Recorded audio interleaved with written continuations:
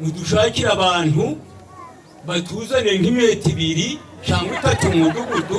Akagari ka Cyabagarura mu karere ka Musanze ni kamwe mu tugari tugize umurenge wa Musanze kabonekamo urugomo ruturuka ku businzi hakiyongeraho n'ubujura bubangamiye abatuye muri aka gace.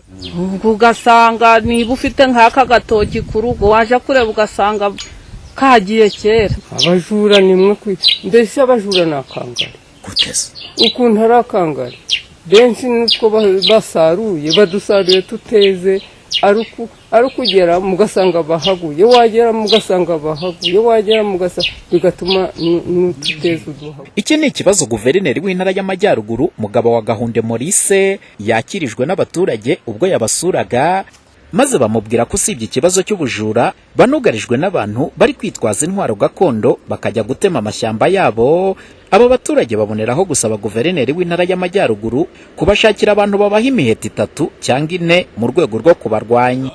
Bakora uduce tw'ubugira nabi, bagakora udukipe n'imipanga, baje gabatema ibiti nijoro, n'ubu bari kuza bakabitema no ku manywa nyaruhanga. Abantu babona ngo bemura dutwara iki ngo ni muze ngo turabatema. Amarondo turayakora, mudushakira abantu batuzane nk'imeti 2 cyangwa 3 mu mudugudu, igikorwa kizagaragara ubwo bugira nabi buzaje. Mugabo wa Gahunde Maurice guverineri w'intara y'Amajyaruguru we yabwiye aba baturage ko nta mpamvu yo kubaha imiheto kuko igihe turimo atari cy'intwaro nk'izo bitewe nuko dufite inzego z'umutekano.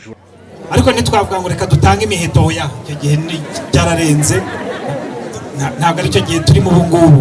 Dufite leta ifite n'inzego zishinzwe umutekano zituba hafi, turicungira umutekano, hanyuma na za nzego tuzisabe zitube hafi, kandi ubwo bufasha barabutwemereye rwose.